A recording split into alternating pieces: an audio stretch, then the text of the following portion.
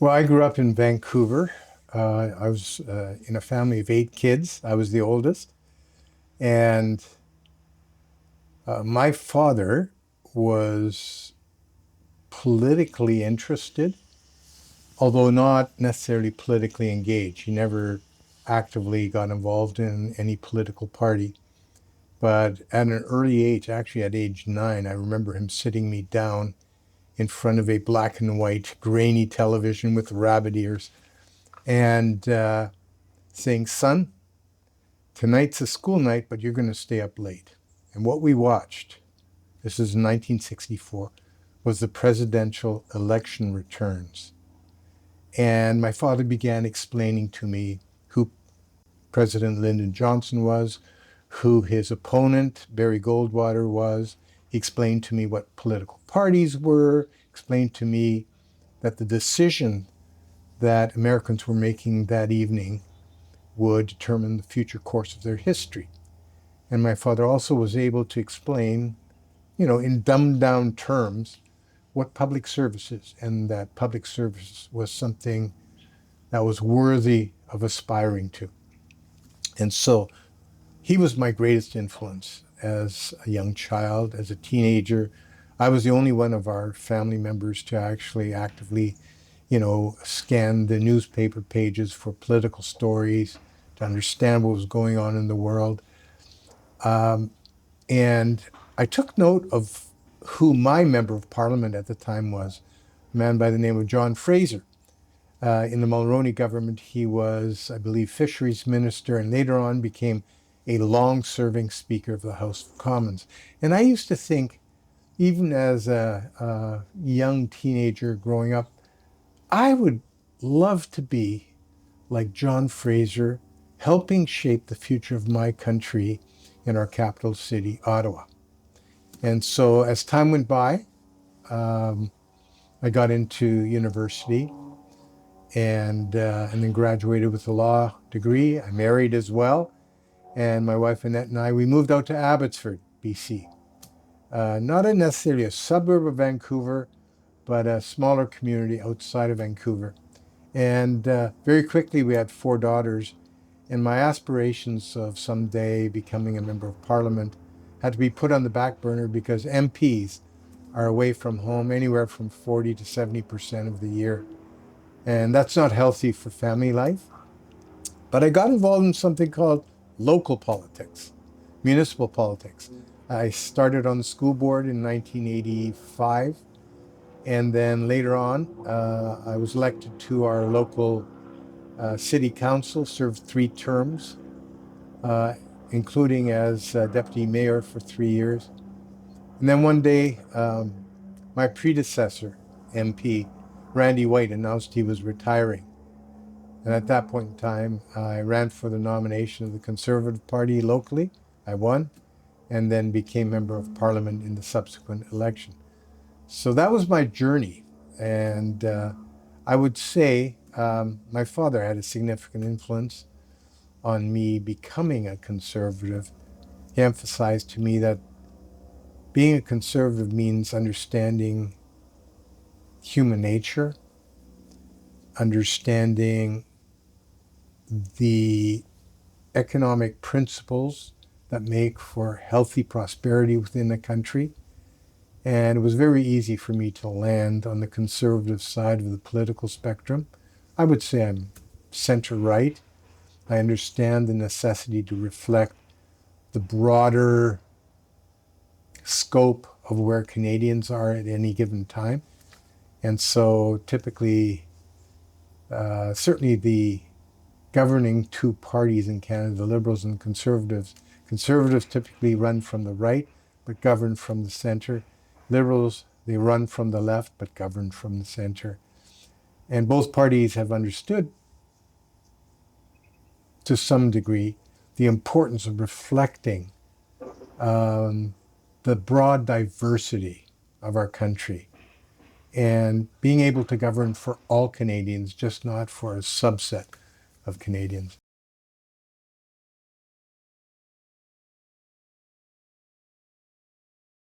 I would suggest that every country has its own unique brand of conservatism. Um, I think what distinguishes Canadian conservatism since Confederation has been a willingness to have a broad vision for the country, which is about building our long-term economic prosperity and also our long-term security as a country. Now, in recent years, I believe Canada has sort of fallen behind in terms of having a robust security environment, defense environment. We've also fallen behind in terms of our economic growth agenda, which is critical if we're going to ensure prosperity of future generations of Canadians. But broadly speaking, conservatives have understood the importance of a strong economy, a strong free market oriented economy, the importance of defending the institutions of democracy. I think that's something that slips through the cracks often when we discuss what it means to be Canadian. I strongly believe that we as conservatives should be staunch defenders of the institutions of our democracy and our long-term prosperity. For example, a strong rule of law, strong court system, strong judges who are prepared to apply the law, not engage necessarily in judicial activism and make the law.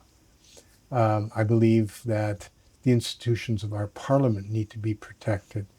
The institutions that support our economy, for example, the independence of the Bank of Canada is absolutely critical in ensuring that our monetary policy walks hand in hand with the prosperity initiatives of the federal government.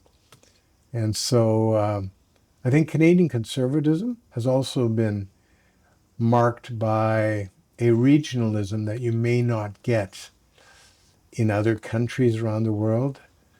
Canadian conservatism, certainly over the last 50 years, has tended to be rooted in rural Canada, especially in Western Canada, the prairies, northern British Columbia.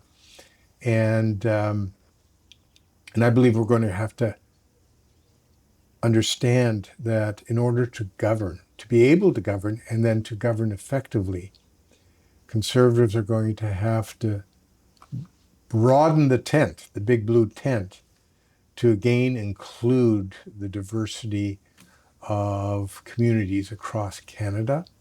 We can't remain rooted in Western Canada and think that we're going to be able to govern and govern effectively.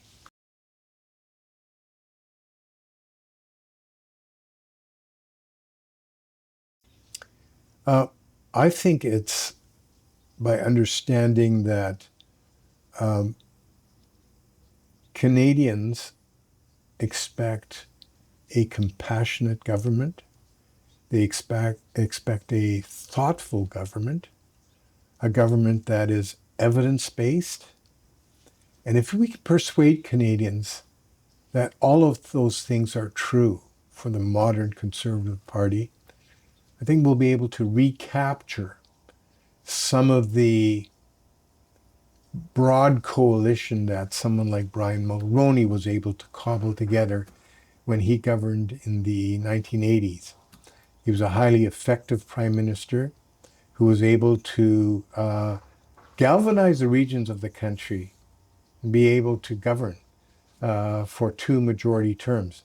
Of course, at the end of the day, we also had Western separatist sentiment that eventually took root. And I think these regional influences are important.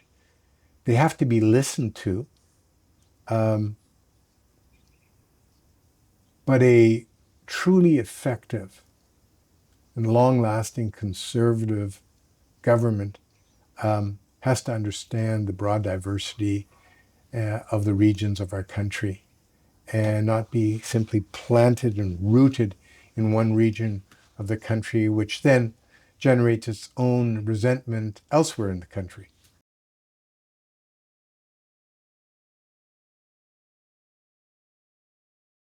I was appointed Minister of International Trade at a time when Prime Minister Stephen Harper had made trade expansion one of the linchpins of his economic policy, which turned out to be a wonderful time to be able to promote Canada's trade initiatives around the world. I was able to lead negotiations on a free trade agreement with the European Union, which is effectively the largest well-heeled consumer market in the world. I was also able to lead negotiations on the original Trans-Pacific Partnership and on a trade agreement with South Korea and Ukraine. And in addition to that, numerous other treaties, for example, investment treaties with countries like China to protect Canadian investors when they go to China to invest, because the rule of law is not deeply rooted in China, and investment treaties actually protect Canadian companies when they actually invest in China. And so numerous investment treaties, we did double taxation agreements, air transport agreements. So the broad variety of elements that are part of the trade portfolio. I also led the Trade Commissioner Service, which is a large group of Canadians who are scattered around the world and across Canada, promoting the trade interests of Canadian companies abroad. And so my role as minister was not only to negotiate, but it was to build trusted relationships with my trade counterparts around the world. That was one of the best parts of the job. I got to meet hundreds and hundreds of trade counterparts and professionals and stakeholders across Canada and around the world. And that, of course, also involves having great relationships with the trade industry associations in Canada to make sure that their aspirations for enhanced export opportunities are realized. So it was a very exciting time for trade, easily the most aggressive trade expansion era in Canadian history. It has often been said, and I agree with the sentiment, that local politics is the level of politics closest to the people. So that allows decisions to be implemented much more quickly than they would be at the federal level. The bureaucracy locally is much smaller. The decision-making process is much more direct, and the follow-up from City Council is actually much more timely and direct. At the federal level, it's huge bureaucracy, many different levels of approval that are required, not only within the civil service, but then you get to the political level, which is cabinet, where the Prime Minister and his Privy Council have to make decisions on what policies should be implemented, what policies should be rejected. From time to time, there are significant disagreements between the civil service and the elected officials and the Prime Minister's office. And so it's much more of a challenge to implement policy in a timely way at the federal level, which is why I very much enjoyed my time in local politics, because you could get stuff done and you could see it get done. Whereas federally, sometimes it takes a long time.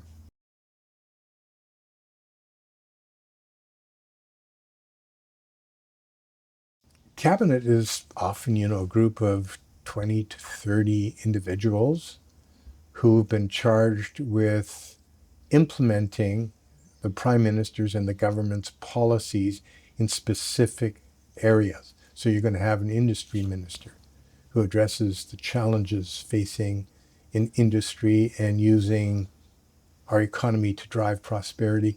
You'll have a justice minister whose focus is the law and making sure that our streets and our communities are safe. You're going to have a trade minister like I was, whose role is to establish trusted relationships around the world and negotiate trade and investment treaties that will enhance the ability of Canadians to do business abroad. You're going to have a health minister You're going to have a minister responsible for immigration. So all these different areas of federal responsibility will have a minister tasked to them. Around the cabinet table, there are very robust discussions, and typically the Prime Minister will seek the input of his cabinet members. And there are robust debates that go on at that table. And after the Prime Minister has heard all of the input from his cabinet members, he'll then distill the issue down to its essentials, at least in the Harper government. I can only speak from experience from my time as Minister for Stephen Harper. But Prime Minister Harper would distill the arguments down to the essentials. He would then give his reasons for landing on his decision. And even when you were on the wrong side of that decision, you'd go, wow, that logic is impeccable. It's hard to argue with Prime Minister Harper's logic and how he came to the decision that he came to. And then you as a team, you go out there and implement that decision. You don't have the luxury of saying, well, I disagreed with the decision, and so I'm going to go out there and oppose it. Well, you do that, you won't be in cabinet much longer. In fact, you might not be in caucus, in the Conservative or whatever caucus you're a member of, much longer. So that's the process of going through this decision. But there's a lot that leads up to those kinds of decisions. Each minister that has an item on the agenda of the cabinet will have already spent weeks, months, maybe years working with civil servants in coming up with a policy, crafting it, refining it, consulting broadly to make sure that there's buy-in from the key stakeholders across Canada into that policy. And it's only once all of that work has been done that you then bring it to the Prime Minister's office and say, hey, I'm ready to present this at a cabinet meeting. I'm ready to defend it. And then when you get into that cabinet meeting, you as the presenting minister better be well equipped and well prepared to defend that particular item. And because you're going to have cabinet discussing it, debating it, there'll be very strong views probably on either side of the issue. Then at the end of the day, the Prime Minister makes the final decision. And then you as a cabinet, you implement that decision.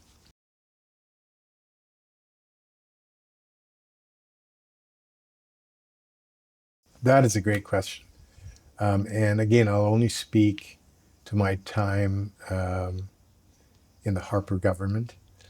During the Harper years, I do believe Canada was well respected, in fact, highly respected around the world as a soft power, as a middle power that could speak truth to power when required. And by the way, it wasn't only the Harper government. The Harper government was building on the work of previous governments, including the Mulroney government, including the Chrétien government. Canada was well liked around the world. I'll give you an example. As we were negotiating around the world, as I traveled to multilateral meetings like the World Trade Organization or the OECD, we'd be meeting with our counterparts. And quite often what would happen is some of the poorer and less developed countries around the world, their representatives would come to us and they would say, you know, Ed, we're negotiating with the United States or with the European Union, and, you know, we just don't have the depth of experience. We don't have the resources. Can you give us some best practices, some tips on us to be successful as we engage with these larger trading partners around the world that will step all over us if we don't, you know, position ourselves well? And they would come to us and ask that question. And, you know, our negotiators would be open to say, okay, sure, we'd be glad to help you. Here's how you should probably, you know, position yourselves. Here's some tips on how to make sure that you don't make fatal mistakes as you negotiate with these other countries. It was just a reflection of the trust that the world had in the expertise Canada could bring to the table. Wherever I traveled, we were really well liked, which is why building bridges at that time wasn't difficult. I loved going abroad and establishing these key relationships around the world. During the last 10 years, I think some of those bridges have been damaged because of a pivot away from traditional, conventional diplomacy, where we've thought that by lecturing our trade partners, our geopolitical partners around the world, that somehow we were going to, you know, overnight persuade them to see our views on democracy and the rule of law and on freedom. Well, it didn't work out well for us. China was a relationship that cratered. India, of course, was one that will take great care and a long time to restore. I think of countries like Saudi Arabia and Italy and the Philippines, where because of ill-placed remarks or ill-timed remarks, uh, we lost an opportunity to have trust with that nation. And let me give you an example of what I mean by conventional diplomacy. When Stephen Harper would travel around the world and he would be meeting with, the leaders of countries like China or Russia, he would have very clear views about democracy and freedom and human rights and the rule of law. But we discuss other issues, important issues. And before the meeting was done, typically Stephen Harper would turn to his counterpart, say Vladimir Putin or President Xi of China, and say, Mr. President, do you mind if we just have a private conversation behind closed doors? And invariably, the other leader would say, sure. And we would send all the officials away, and I might stay, maybe the chief of staff of the president might stay, maybe their foreign affairs minister. And out behind closed doors, we would share our views on consular issues. For example, we still have Canadians on death row in China, and we'd share those concerns. We'd share our views on democracy and on freedom and the rule of law in those countries.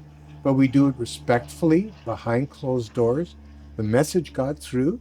Quite often there'd be pushback, but it was done behind closed doors so as not to undermine the long-term relationship with that country and to keep those doors of communication open. That's what I mean by conventional diplomacy. And that's the way our ambassadors and high commissioners around the world comport themselves.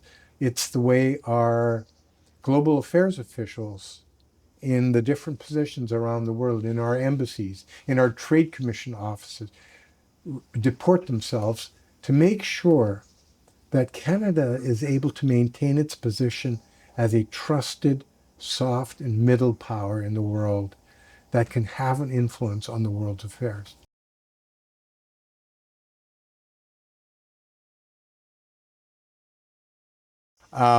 Let me focus on one thing you said, diversifying away from the United States.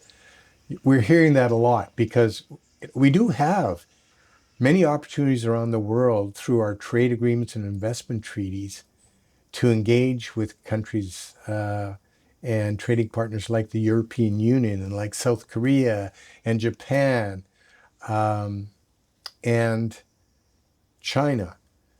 But I would caution against anyone suggesting that this should represent a pivot away from the United States when it comes to trade, because we will always have the United States as our largest trading partner. Always. Geography has made it so. Our value systems have made it so. Our history has made it so. Our cultural values have made it so. Even our currency and our language have made it so. we as Canadians find it so easy to do business with the United States, at least historically. And they've had a great ease doing business with us for all those reasons.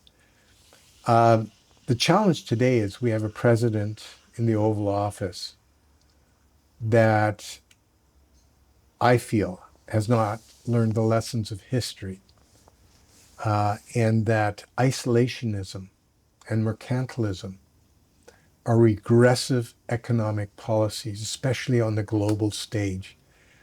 Since World War II, it is the United States that has led the world order, the move towards multilateralism and geopolitical cooperation, the move towards trade liberalism, and ensuring that not only the United States and Western countries are prosperous, but the whole world benefits from prosperity, driven by countries like the United States, Canada, like the European Union. When the world does well economically, the United States does well. When the world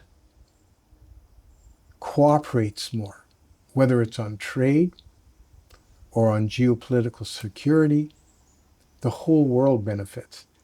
And the post-World War II order ushered in a period of relative peace and prosperity. Now, that peace and prosperity wasn't shared equally around the world, but overall, there was a dramatic improvement in global prosperity and peace. I fear that that consensus is being shattered because the United States has chosen, under the current leadership, to turn inward, to become isolationist, to retreat from global leadership, to retreat from being the shining city on the hill that Reagan referenced, retreating from American exceptionalism and simply saying, this is about America first, it's all about us, the rest of the world doesn't really matter. I'm deeply concerned about that and lament the fact that this is the direction that the United States and the world appears to be going. My concern is also that the tariff policies of Donald Trump are emulating what happened in the Dirty 30s, emulating the Smoot-Hawley tariffs, which ended up being disastrous not only for the United States but for the global economy, and were immediately rescinded by Franklin D. Roosevelt when he was elected. I feel that the United States may be traveling the same path, and that this mercantilist approach will end up undermining global prosperity, which will impair American prosperity and, more importantly, global security and peace. And so in our relationship with the United States, I think Canada has to be very prudent and very cognizant of how quickly we can make a mistake in that relationship and impair our own economic prospects and our own security prospects. We will always need the United States in terms of security cooperation, defense cooperation. So our Prime Minister and our leadership and our government always has to have a healthy relationship with the United States. I'm not against speaking truth to power and being frank and open with our American friends, but at the same time, we need to preserve those trusted relationships we have. I also believe that we need to ensure that we don't engage in knee-jerk reactions to the current tariff policies of the United States. It's easy to say, okay, you're imposing a tariff, we're going to impose a similar tariff on your goods. Because when we impose a tariffs on American goods, that means the cost of those goods in Canada goes up. and impairs the affordability of living in Canada. So any response on tariffs has to be clinical. It has to be strategic. It has to be focused on how do we best send a message to the United States that their tariff policies are regressive, but also sends a message we care for Canadians. We put the interests of Canadians first. And as we consider tariff responses, we're not going to undermine the affordability that Canadians expect the Canadian government to deliver, especially in an era when we are grappling with a huge affordability crisis.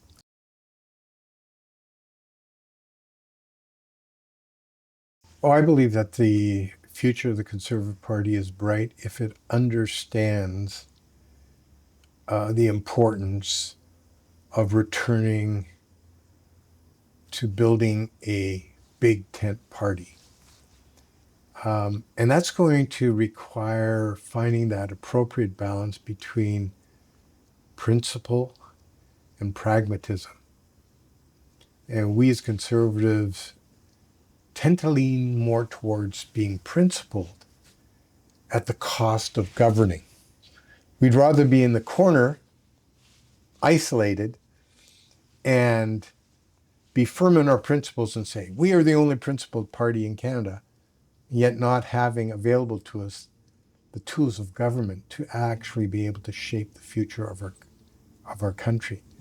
And I would like to see us return to a greater balance between principle and pragmatism, understanding that where the center of gravity in society, in Canadian society is, may not be exactly where we as conservatives are at any given time.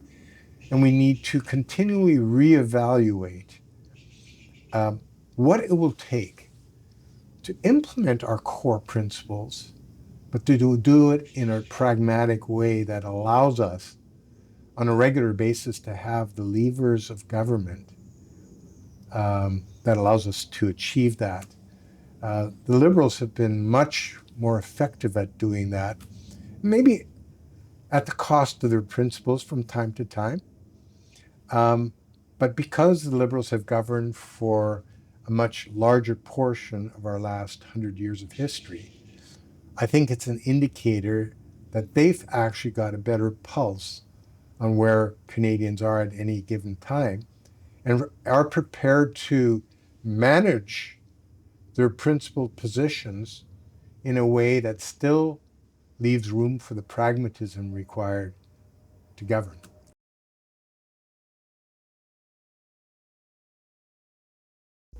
I think there are many different factors that have influenced how we see ourselves as British Columbians.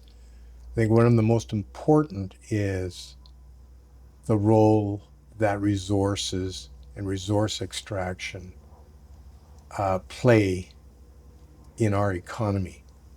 We're right on the Pacific Ocean, so obviously the fisheries resource has played a significant role not only in our modern history, but in Indigenous history going back probably millennia. The extractive industries, especially in the mining sector, have driven a lot of prosperity in British Columbia. Our agricultural industry in, the Peace River country, in the Fraser Valley, which is surrounded by farmland where we live. Those have all, I think, shaped how we see ourselves as a province. The second piece that I think is beginning to shape our destiny and how we look at ourselves is our proximity to Asia and Southeast Asia. We are part of the Asia Pacific region, and that very much flavors our culture here in British Columbia, but it also flavors and shapes where we see ourselves as a province going in the future. When we see the United States starting to close doors to trade, when we see the distance that the European Union is from our economy here on the West Coast, we recognize that the Asia Pacific region represents a huge opportunity for our province in Canada to engage in a way that will drive new opportunities for prosperity. And I'm not only talking about countries like China and Japan and South Korea, all of which are important trading partners. In fact, China is Canada's second largest trading partner. We have to realize that, any pivot away from China is also full of risk because they are a large trading partner, and likely that trade will grow in the future. But the opportunities are also significant in Southeast Asia, which there are many growing economies in that region. Economies like Malaysia, economies like Indonesia and Philippines. When I think of Vietnam, who's a TPP partner with us, and Thailand. And of course, the TPP region includes Australia and New Zealand as well. But Southeast Asia should be of real concern to us when it comes to prosperity. I'm glad to see that there's an organization, the Canadian ASEAN Business Council, which is focused on making Canadians aware of the opportunities within that region of the world. And so both of those elements are resource-oriented economy and our pivot towards the Asia-Pacific region, I think, have shaped and are shaping how we see ourselves as British Columbians.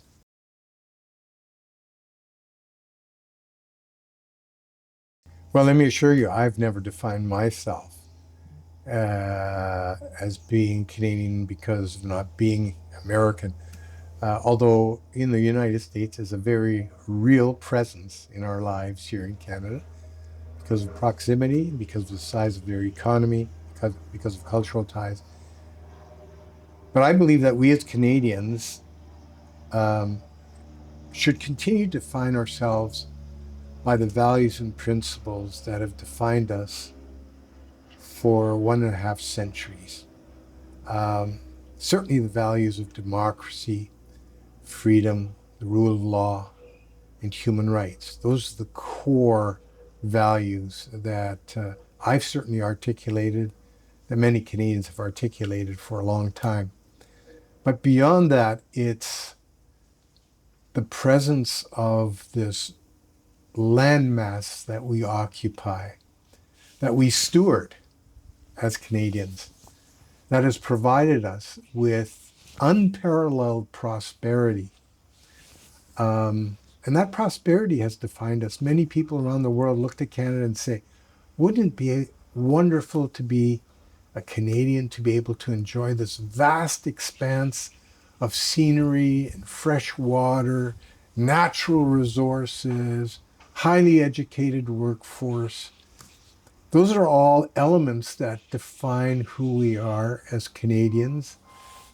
But just as importantly, I believe what defines us as Canadians is who we are within the global marketplace, within the world, and the presence we have and the ability we have to shape what happens in the rest of the world.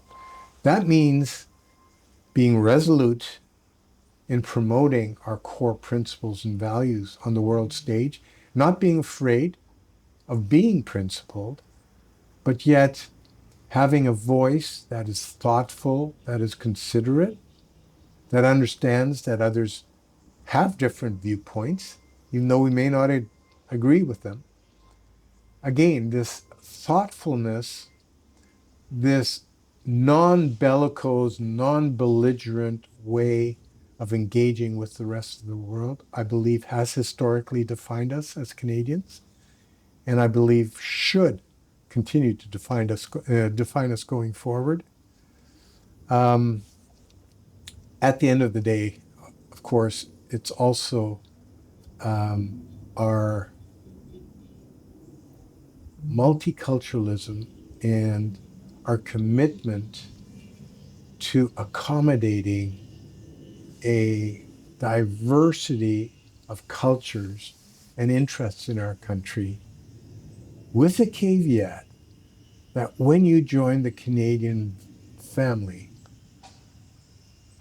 that you ascribe to and embrace the core values and principles that have built our country and will continue to shape it going forward.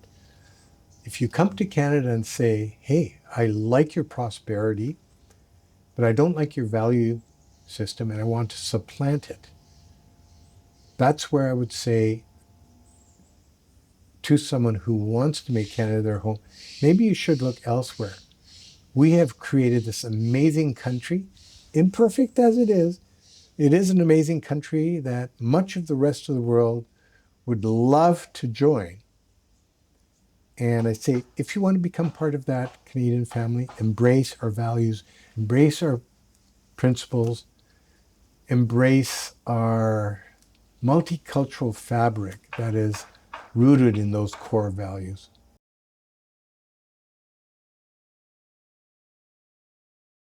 Being a good citizen of Canada means engaging in the institutions of our democracy and engaging in our communities.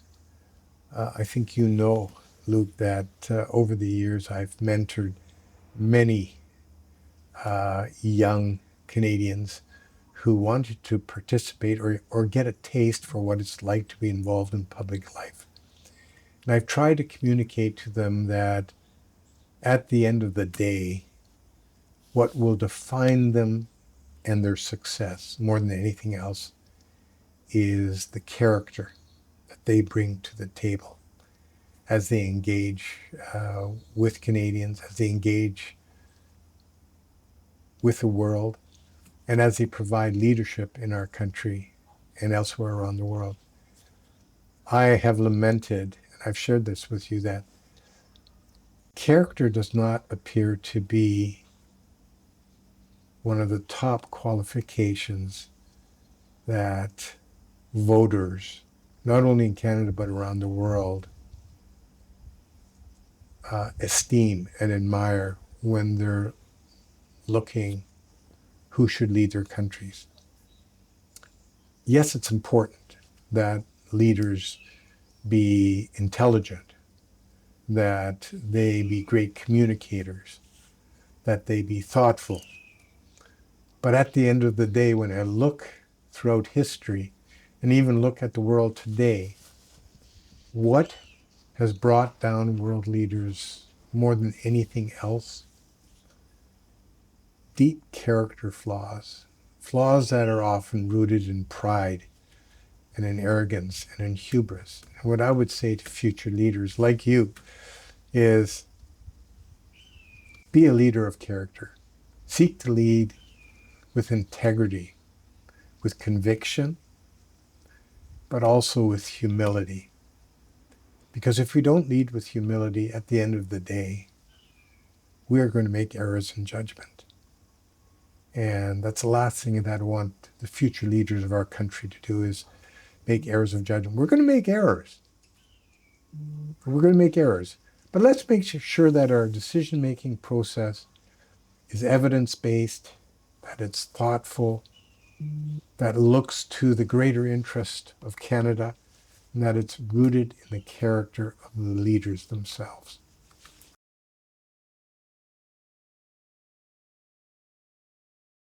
Thank you for tuning in to this interview of the One Canada Project. I'm very grateful you're on this journey with me. Don't forget to follow or subscribe depending on your platform, and please give us a like if you enjoyed the interview. Thank you for being with me today.